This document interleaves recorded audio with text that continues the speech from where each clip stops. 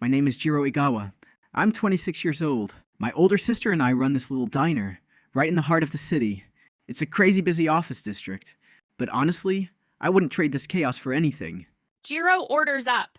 Don't just stand there daydreaming. Loud and clear, sis. 1 fried chicken combo and 1 ginger pork. Oh, an extra large rice on the ginger pork. Oh man, finally. I've got a massive afternoon meeting. Needed something to keep me going. Just a warning, our portions are no joke. If you end up falling asleep during that meeting, don't come crying to me. Hey, as long as your sister gives me that smile, I can survive any boring meeting. If you keep hitting on her, your lunch is gonna get cold. We're cheap and the food is heavy, but my beautiful, blunt older sister is definitely our secret weapon. Good afternoon. Excuse me? Do you happen to have any of the daily specials left? Nekomi-san. Of course. I made sure to save one just for you. Oh, thank goodness. Just a small portion of rice today, please. You got it. I also set aside your favorite, limited batch dashimaki tamago. I figured you'd want it after a long morning. You are absolutely the best, Jiro-san. It's like you can read my mind. She's Futaba Nakomi, a regular customer who's been coming here since the day we opened. Thanks for waiting. Today's special is taro and minced chicken croquettes, with a Japanese-style demi-glace sauce. Oh, a brand new recipe. Hold on, give me a second. I need to take a picture before I ruin it. Okay, photo shoot over. Time to eat. Oh, wow. This is delicious. Wait a minute. Did you make the demi-glace sauce a little less sweet today? You actually noticed? Yeah, it's starting to get pretty hot out. So I tweaked it so it goes down a bit easier. That's amazing. You're not just thinking about the changing seasons. You actually think about the physical condition of the people eating your food. That kindness really shines through in your cooking. Ah well, it's really not that big of a deal. But if you like it that much, you should come by even more often. I fully intended to, but unfortunately I won't be able to for a while. Starting next week, my company is sending me on an overseas business trip. For 2 whole months. 2 months. That realization hit me way harder than it should have. Suddenly, the thought of the diner without her soft smile felt incredibly lonely. I'm really going to miss your cooking. But I promise, the second I get back to Japan, I'm coming straight here to eat. Have a safe trip, Nakomi-san. I smiled and waved her off entirely clueless. I had absolutely no idea how drastically our peaceful little world was about to change, while she was gone. A few days later, right before last order, a man swaggered into the diner. Hey, bring me your most expensive cut of steak. And whatever the priciest bottle of wine you've got lying around is. One look at his flashy, arrogant attitude and my stomach churned. I'll handle this guy, sis. He looks like an absolute nightmare to deal with. No, I've got this one, Jiro. Someone needs to explain the wine selection anyway. Just keep working on the prep. I can handle a pompous customer just fine. Thank you for waiting, sir. Your steak and red wine. This is a seriously cheap vintage. Are you absolutely sure this garbage is actually going to pair with decent beef? That ain't nice. Or do you diner cooks not know any better? It is an affordable price, yes. However, it possesses a perfectly balanced astringency that cuts beautifully through the rich fat of the beef. I personally selected it myself as a fully certified sommelier. A sommelier? Huh. Not bad for a greasy little diner cook. Why don't you pull up a chair and pour my drinks then? Keep me entertained. I must respectfully decline. I have other customers to attend to. Don't be like that. A pretty face like yours is totally wasted in a greasy kitchen. I thought that would be the end of it. But I was wrong. That arrogant jerk started showing up every single day just before closing. And he never took no for an answer. Hey, check this out! 3 million yen. If you ditch this dump and come out to a private club with me, I'll buy you a matching one. I have told you no every single day. I cherish this diner and the people who eat here. I absolutely refuse to be bought by someone who uses money to look down on others. Please stop harassing me during my working hours. I am completely uninterested in you. The entire restaurant went dead silent. You stupid little cook. You're going to deeply regret making a total fool out of me. Just you wait. We didn't have to wait long. The very next week, an official letter arrived from the building management company. My heart instantly sank reading it. Immediate eviction. Due to a sudden change in building management policy. Wait, this makes absolutely no sense. We haven't missed a single rent payment.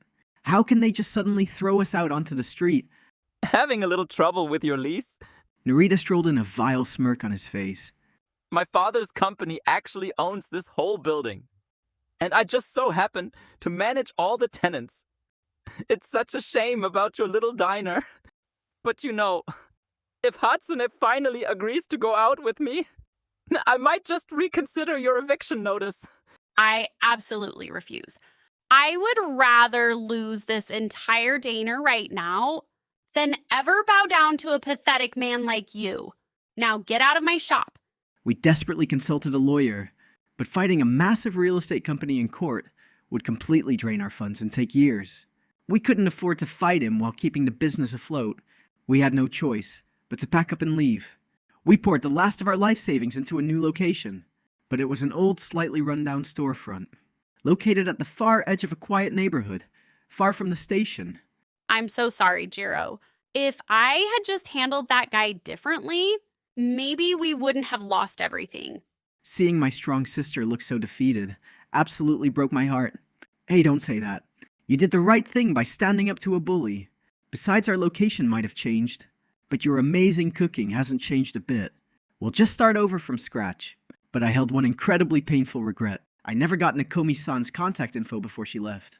I had absolutely no way to tell her where we moved. A week passed, and the brutal reality of our new location hit us hard. Back in the city, there used to be a massive line during lunch. But here, the only sound was the ticking of the wall clock. We barely saw 3 customers all day. It became a completely vicious cycle. To avoid wasting money, we had to buy fewer ingredients.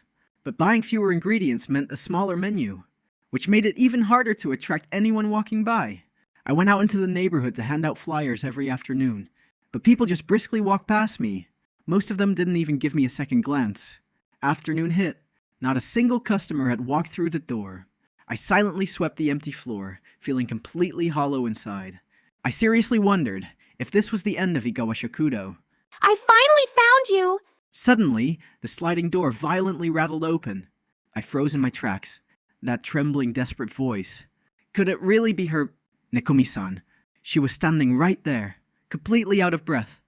When I got back to Japan, the diner was just completely gone.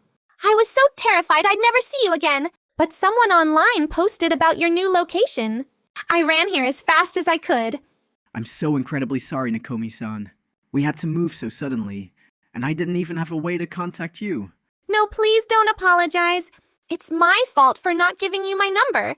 I'm just so unbelievably glad you're both safe. Seeing her crying out of pure relief for us, it completely washed away all my despair. Welcome back, Nakomi-san. I'll go fire up the stove right now. Extra large portion of rice today, right? Yes, please. She ate her meal with tears still streaming down her face, muttering about how it was just as delicious as ever. But Jiro-san, why on earth did you suddenly move all the way out here? We didn't want to burden her, but she looked at us with such deep sincerity. So Hatsune and I explained the whole ugly truth about the arrogant executive, the harassment, and the petty eviction.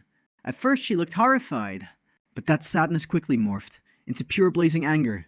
She gripped her teacup so tightly her knuckles turned white. Because Hatsune-san rejected his disgusting advances. He used his daddy's company to destroy your livelihood. That is absolutely unforgivable. This diner was a precious sanctuary for so many tired workers. Destroying a warm home over a bruised ego. I won't let him get away with this. Suddenly, the sweet office lady completely vanished. She reached into her bag and pulled out her expensive mirrorless camera. Jiro-san, Hatsune-san, I need you to let me conduct a formal interview right now. Tell me everything about this restaurant. An interview? Wait, Nakomi-san, what are you talking about? I apologize for hiding this from you.